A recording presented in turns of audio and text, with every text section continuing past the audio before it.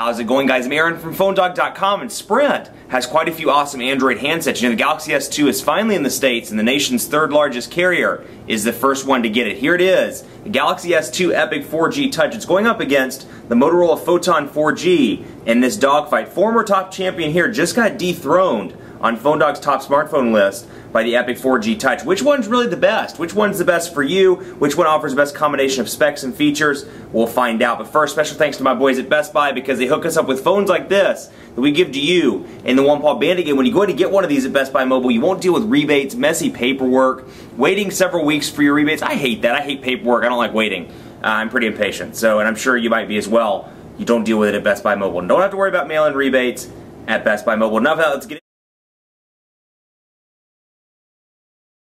So I want to start off part 2 of the video a little bit differently. Instead of going straight into the browser comparison, I want to show you, first of all, how the dialer looks on both of these devices and how different it looks. Again, same version of Android, 2.3.4, but because of those manufacturer-installed overlays, you see this dramatic difference that we have here. Now, subjective, I may love one, you may hate it. So take a look at both of these in store, but anyway, here's what they look like side by side. You have TouchWiz 4.0 over here, Motorola's UI over here, and you can see tabs at the top on both. On TouchWiz, you have keypad, logs, contacts, and favorites. And up here you have dialer, recent, contacts, and favorites. So both separated kind of island keys, so there is space in between the number pad, and then down here you have your shortcuts. Now one thing, after using the Epic 4G Touch for a couple of days when I was doing the review, one thing I did find particularly frustrating, I prefer to have the dial button in the middle because I found that when I dial a number, I dial Rick James, for example.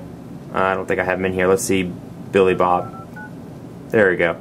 And I were to hit send, it's just natural to go to the key in the middle, whereas with this I found myself dialing and then I go to hit the middle key and I end up sending a text message and I have to back out of that. So the placement of it is a little bit better on this one. But you have logs, contacts, favorites, and groups. So you have a couple different tab options up here. Now we can go take a look at contacts just because I want to show you how they look. And we'll go to Old Man just to do a comparison. Here's what they look like on their respective platforms. You have tabs up here, info, history, activities, and media. Then you have the picture on both of these, and you have the option to favorite the contact and still shortcuts to dial and to do messages. So this shows that I have some joined contacts. It shows the groups, the ringtone, the website, which it shows the website here as well. Now what I really like is history between the Old Man. So if I were to send text messages, I were to make a bunch of phone calls to the Old Man, that would all show up in history, which is a really nice touch because I can see, hey, when did I call last? When did I text message last? So on the organizational side, when it comes to contacts, when it comes to just general personal information management, the Epic 4G Touch and TouchWiz 4.0 wins. Now before we go into the browser, I want to show you some of the widget options because you have Motorola widgets, you have Android widgets, but I want to show you on TouchWiz 4.0 how it's changed. You see that the drawer down here is a little bit different. You have your widgets, your shortcuts, your wallpapers, and your folders, but you don't have it in this typical looking Android menu. It's a little bit different. I can still scroll between my 7 home screens. And let's say I want to add a widget. We'll go to AP Mobile and see that it added right there. Now what I really like though is the ability to customize the widgets. TouchWiz 4.0 does allow you to customize the size of your widget, so it's no longer just a Motorola applications platform thing. So I can go in here, for example, go to date and time, let's say,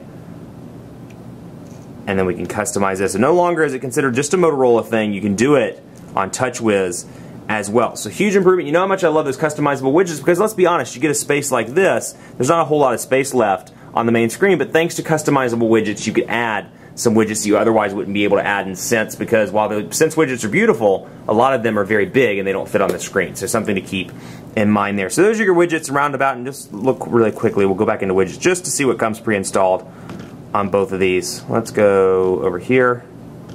You can see the Motorola widgets, a bunch of different toggles. I'm just going to scroll through so you can see how they look, and just again this different layout here for TouchWiz 4.0. Notice the animation, how cool that is, and again how smooth it is. No lag whatsoever. And then down here you have all your different Motorola stuff, social status, Wi-Fi toggles, world clock, weather, and more. So that gives you an idea of what comes pre-installed on both of these. Now let's do a browser test. Now it's finally time to move on to the browser test. And we'll go in here and we'll load up, make sure first of all, hopefully 4G is on. I did turn it off on this one. Okay, we'll turn that back on. Wait for it to load up because Sprint's 3G has been pretty abysmal lately. Their 3G is experiencing issue in a bunch of metro markets, Charlotte being one, Orlando being another that I had issues with, and Manhattan. Now some people have reported decent speeds. My speeds have been far from decent, so I've had to keep it on 4G just to get a decent connection. It took me 6 minutes to send a tweet on 3G the other day. So if you're moving from a carrier like Verizon, you're like, I really like one or both of these devices, give it the full test drive because the data speeds have been kind of struggling as of late. So just a fair disclaimer there. Sprint does say they're working on, or they do say they're working on the issue rather. So hopefully that'll be resolved in the near future. We'll go ahead and load up PhoneDog.com. And on top of that, I am speaking with them tomorrow. So I'll let you know how that goes. I'm going to give them some network feedback and stuff that I've experienced here. But again, you know, I'm running on 4G right now. I ran some speed tests about an hour ago, and I was pulling speeds of about 1 to 1.5 megabits per second. That's 4G, that's WiMAX, and I'm literally in Center City, Charlotte. So definitely some frustrations, but PhoneDog's loading on both of these, and 4G is loading up, so we'll wait for it to pop up. And while we're waiting, I want to talk a little bit about the overall interface here. You can see the different menus. Go to Windows, and if you watch the Bionic and the EpTouch Dogfight, you'll know what I'm talking about here. But I like the fact that this shows you a preview of where you leave off. So you zoom in really close to an article, you're like, I want to leave off here. You can open up a new window and know exactly where you left off when you get back. Whereas with this one, it just shows text. It doesn't show anything particularly exciting. So we'll go back to Windows, and we can see PhoneDog, and we can see the new page, but it doesn't give me anything more than that. But if I'm here, and I zoom in, and I'm like, I want to leave it right there, when I go to open up a new page, it'll leave it right there. Now you can see there's a little bit of checkerboarding, but you can see how smooth and buttery smooth this is. And again, because of that nice 4.52-inch display, this really makes for a great device when it comes to web browsing, comes to watching videos, doing anything media related. You're going to be really pleased with this device. I mean, the screen's absolutely gorgeous, and it's large too, which are two very cool things. Now there is this tilt ability, which I do like. It's pretty cool. You put both of your thumbs on the screen, you tilt the device in and out, and you can see I can zoom that way. So a cool little feature, but just again, take a look at how smooth it is. There's no lag whatsoever. Just incredibly smooth. Pinch to zoom, very responsive. And again, a little bit of checkerboarding, but still look how responsive that is. For an Android browser, that's absolutely phenomenal. Then over here, and it looks like I accidentally went back, we'll go to Ford and start it back up. And get PhoneDog loaded back up.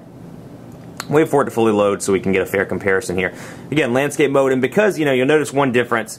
Look how blocky the transitions are. Now this Motorola applications platform, you can see they've integrated some transition effects into the browser and into some of the other areas of the device. So even though it's about the same time, or actually a little bit longer, on the transition front, it fools the eye into thinking it's a smooth transition, which makes it a little bit easier on the eyes and makes it look a little faster. So you can see pinch to zoom here, a little laggy.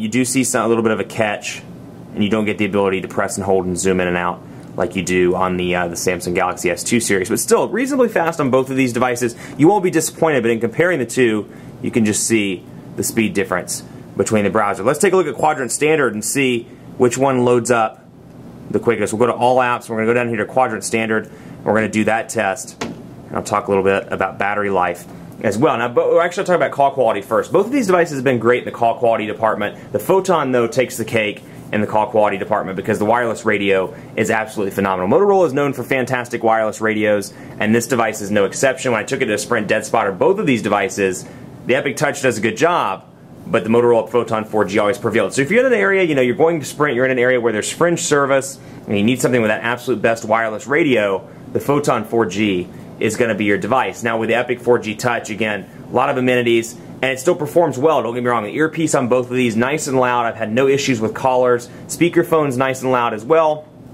But again, if you're in a really fringe area, I'd recommend the Photon 4G. 3,374 on Quadrant Standard for this sucker. So 3,374 on the EpTouch.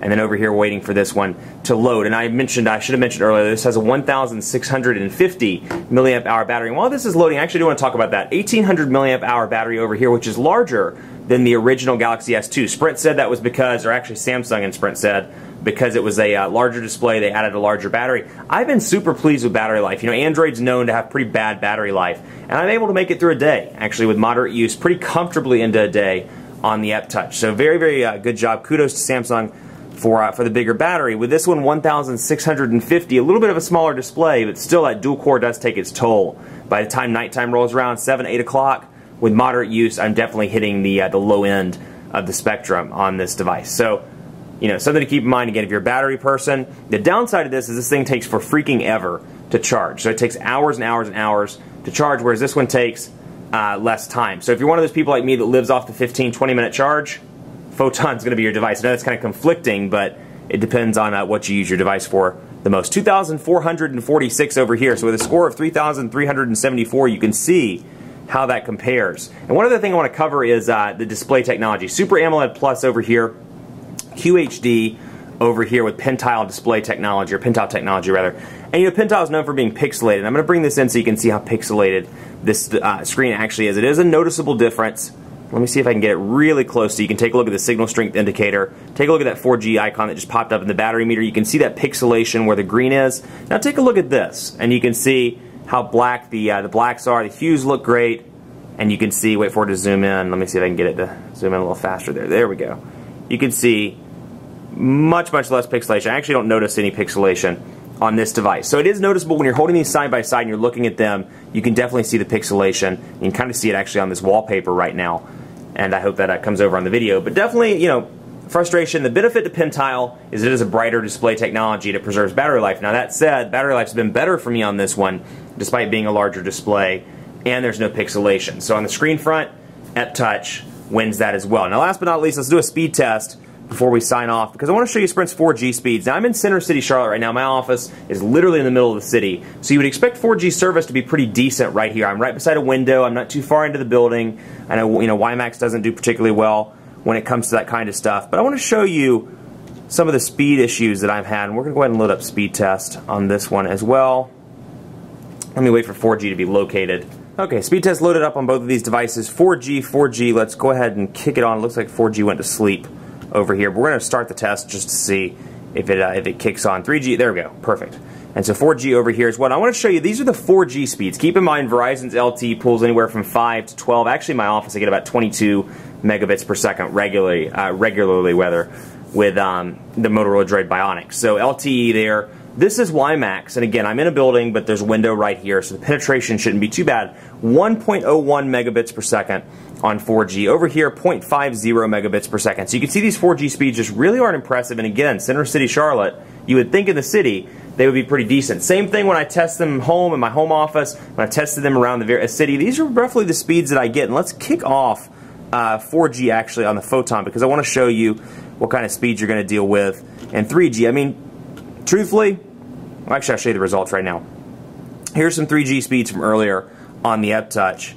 We'll go back here and you can see 001, 0.030, 0.007, absolutely terrible speeds, and it's frustrating because these devices are data driven. I get that this is a dogfight between the devices, but unfortunately the carrier is something that comes with these devices. You know, email, tweets, widgets, all that stuff is data driven, and if you don't have a good data connection, well, it kind of frustrates or, you know, kind of ruins the experience of the phone. So for 3G, I've been keeping mine on 4G, but if you're in an area that's 3G only, make sure that your signal is pretty decent and that your data connection is good, because with these speeds, it took me, like I said, about 6 minutes to send a tweet. It took me, you know, the other day, it took me 2.5 minutes if I timed it right to update the weather widget. I mean, these are minor things that shouldn't take that long at all. So something to keep in mind. But all in all, you know, both great devices, but a winner has to be declared in the dogfight, and the winner goes to the Samsung Epic 4G Touch. It's by far the best Android device on the market right now, not just on Sprint, but across the board. Samsung did a killer job with this phone. I loved it when it was the Galaxy S2. They made it even better with this one, with a larger display, a bigger battery, and more. So it's nice to see it on a US carrier. It's nice that you can go out and buy it for $200 as opposed to spending $700 and trying to buy it unlocked. You can get it subsidized now. It's coming to AT&T and coming to T-Mobile. So a great device. Happy to see it on a US carrier, and the Epic 4G Touch is the winner of the dogfight. Much more coverage to come on PhoneDog.com with both of these devices, but let me know what you think. You think the Photon should have won? You think the EpTouch is the best handset ever? Let me know. Follow me on Twitter, PhoneDog_Aaron, and on Facebook at Facebook.com/PhoneDogAB. Now, I'd be remiss if I didn't mention our greatest tech giveaway ever, because we're giving you the opportunity to win tablets on Facebook. All you have to do is like our page at Facebook.com/PhoneDog. Enter it clicking the sweepstakes button on the Facebook page. Follow it, and you'll be good to go. That's easy as that. Greatest tech giveaway ever, Facebook.com/PhoneDog. Thanks so much for watching. Keep it locked on the site for continuing coverage. I'll see you next time, guys.